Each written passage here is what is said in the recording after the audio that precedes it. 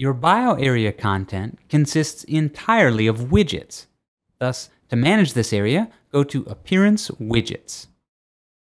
We have made the content area of your bio section really customizable. We offer a total of 6 columns that you can use to insert widgets that make up your bio content. Its name, Bio Area, hints that it was designed to give users a place to include some biographical information. And you can definitely do that. However, it's also a great area for highlighting just about anything you can think of. Use it to link to social media sites, display a custom menu, link to gallery pages or featured posts, to display a welcome message, or even to display ads. You can also choose which page types display the bio area at all. You can see a few labeled examples at the bottom of this tutorial, and you can preview all sorts of bio area setups in our design store. The possibilities are just about endless when you combine different widgets in these 6 columns. All you have to do is understand a few basic things about how the bio area widget columns work. The 6 available bio widget columns are called Bio Area Top Spanning Column, Bio Area Columns 1 through 4, and the Bio Area Bottom Spanning Column. The spanning columns stretch the whole content width of your site, and any numbered columns will share content width amongst themselves. Here is a diagram that shows their basic layout with the numbered columns sandwiched between the spanning columns. Keep in mind, though, that the only columns that appear are the ones that actually have widgets in them. Removing a widget from a numbered column will cause it to disappear, and the other columns will expand to fill its place. For example, here I've added a simple text widget to all 6 columns of the bio area.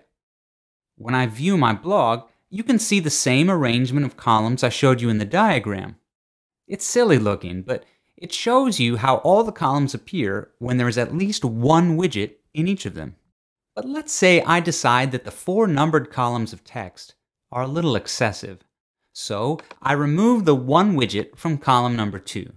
When I refresh my blog, you can see that column number 2 is gone, and the other 3 non-spanning columns have expanded to take up the space that it was using.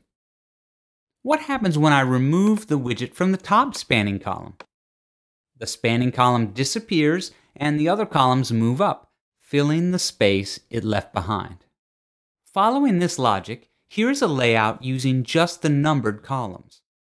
And here's a picture of a bio area with widgets in both spanning columns and in just one of the numbered columns. This gives you 3 horizontal, full-width columns.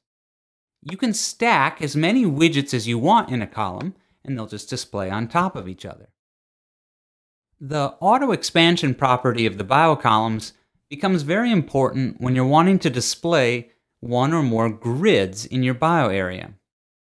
Since the size of grid thumbnails is determined by the bio column width and the number of grid columns you've chosen, the wider your bio area column, the wider the grid thumbnails inside that column can be. To show this visually, I've removed the text widgets and added some grid widgets to 4 columns. In the bio area top spanning column, I put a 4-column, 1-row recent post grid. In bio column 1, I put a single column grid with just 1 gallery in it. In bio column 2, I put a 2-column grid with 2 selected posts in it. And in bio column 3, I put a 3-column grid with 3 selected pages in it. Notice the differently sized grid images? ProPhoto automatically sizes the grid thumbnails to best fit the content width. Since each numbered column has the same width, changing the number of grid items in the grid changes the size of the corresponding thumbnails. What will happen if I remove a grid widget in one of these numbered columns? You guessed it, the other grid thumbnails will get bigger. Removing bio column 1 allows for columns 2 and 3 to expand, which in turn allows for larger grid images. As you can see, A full width column allows for the largest grid items. Sometimes, when placing content in the bio columns, the content in one column takes up a lot more space than content in other columns. In this example, the amount of text in column 1 is disproportionate to the area occupied by the text widgets in column 2 and 3. No problem. Remember, you can put as many widgets in a column as you like, in whatever order you want. So I think I'll stack all my smaller text widgets in one column. Now, only 2 columns are shown, and I have 2 widgets in one of them and 1 in the other. So far in our examples, the numbered columns have always been equal in width, whether 4 columns or 2 columns. There is an exception to that behavior, however. To explain that exception, I first need to remind you that in your Widgets admin page, there are 2 types of widgets you can insert: the default WordPress widgets and the ones added by ProPhoto. A few of the ProPhoto widgets have fixed dimensions. For example, this social media icon widget I'm inserting has a width of exactly 256 pixels based on the size of the image. If I was using just 2 of the numbered bio columns, one with a text widget and the other with this icon widget, it wouldn't make sense to have those 2 columns be equal in width. The column with just the icon widget would have tons of extra space. For that very reason, ProPhoto tries to be smart about this kind of situation and actually lays out the columns like this, which looks a lot better.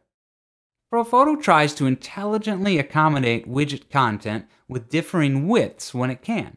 Remember, though, that it only knows about the widths of certain of its own custom ProPhoto widgets, so using default WordPress widgets won't cause this intelligent resizing to happen. Also, if you put an icon with a fixed dimension in a column, but then also add another widget like a text widget into that same column, ProPhoto will once again try to make the columns even, which is the most visually pleasing in most scenarios. Also, it's important to know that if you're including a bio picture from the Customize page, that the bio picture, whether it's on the right or left, acts like a super column, as shown in these diagrams. What that means is that you can't wrap text around the bio picture or display other widgets underneath it. It's best used when all you want to do is have a picture with some text beside it. As you have seen, the bio area attempts to give you as much flexibility as it can, and tries to make good choices about how all the columns should be laid out to look their best. However, some things can still end up looking funny. Don't worry, usually just experimenting with widget and column arrangement can get it looking great. One common problem people have is they try to cram too many columns with fixed width widgets into their bio area. At a certain point, there's just not enough room, and the columns lop over onto the next line. To fix this, try rearranging your widgets or decreasing their size.